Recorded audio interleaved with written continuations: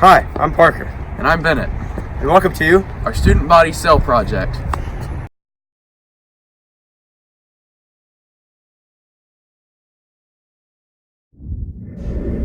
The nucleus is the most important part of a cell. Inside of it are DNA and information to tell the other pieces of the cell what to do.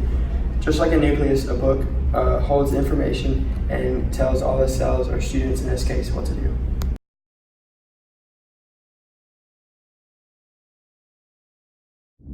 Inside of a cell is also the nucleolus, which is the part of the cell right off the nucleus that takes the DNA and will turn it into RNA, which will later be used for the division of the cell.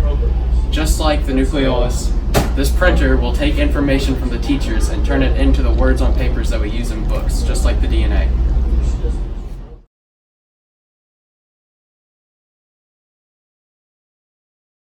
The smoothie R produces hormones which help cleanse the body.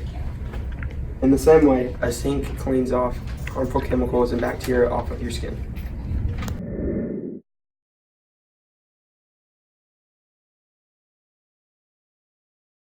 I won't talk very loud. Inside of cells are the rough ER. What this does is help produce polypeptides, which will later be turned into proteins. These proteins will later be distributed by the Golgi apparatus for the rest of the body to use. This is similar to the protein and protein powder, which is turned into critical reload, or the protein, by Coach Keith. It is then distributed by the critical reload machine, which helps identify the Golgi apparatus, which will later be distributed to the students or the cells.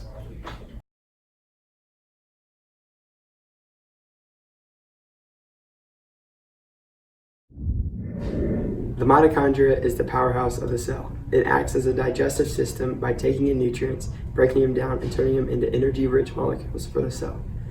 The hub is like mitochondria because teachers will put in assignments and grades, and it distributes out to other students for them to acquire.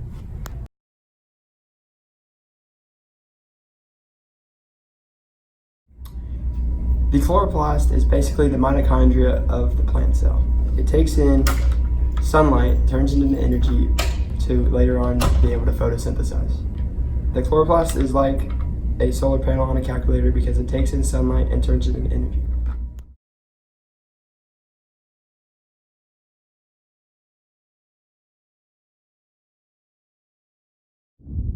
Inside of each type of cell are 3 different types of vacuoles. A vacuole is a vessel that helps carry and contain different parts of the cell for later use. The first instance of this is called a food vacuole, which is a vacuole that helps carry and contain food sources in very small amounts that will later be broken up into energy. An example of this is the mouths of students. Inside of the cafeteria, we eat our food and it is contained in our mouth, which will later be broken down through our digestive tract into ATP and energy. So the third of the vacuoles is called the central vacuole. The whole function of this is to expand the cell and to give it more room to work. An example of this in the school is going to be the annex buildings. At first they were not here, and then over time we needed more room, so we had this expand, just like how the central vacuole will expand over time as cell growth.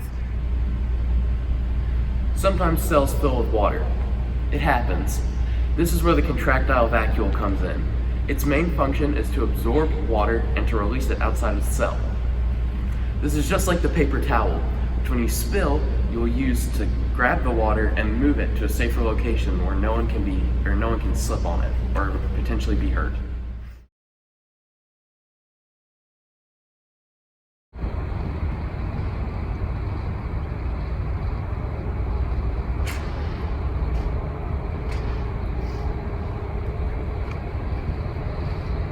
Every cell needs energy, which is where the lysosome comes into play. It works with the food vacuoles to break down food, which will later be used to make ATP energy that the cell will use.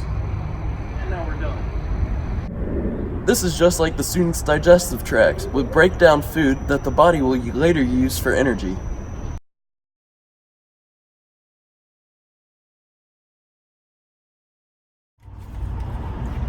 In all cells, there is a part extending from the nucleus to the plasma cell membrane called the cytoskeleton. These are made up of filaments and help give the cell its shape and the ability to function. The biggest of these are called microtubules. You can think of this like the pillars, which help extend from the ground to the upper part of the building to help keep it stood up. The next biggest are called intermediate tubules, which are like the brick. It helps extend all the way up and allows to give it the main body of it. The smallest of these are called microfilaments. They're the thinnest, and these are like the mortar, which help hold everything in place.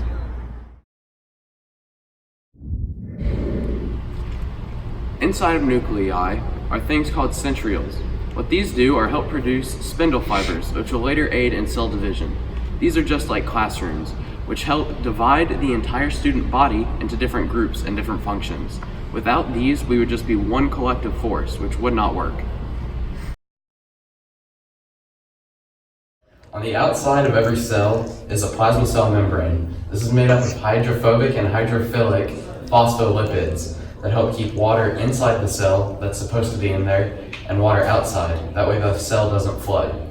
This is the same way that these doors help keep students out that aren't supposed to be in and keeps all the students from leaving the classroom easily.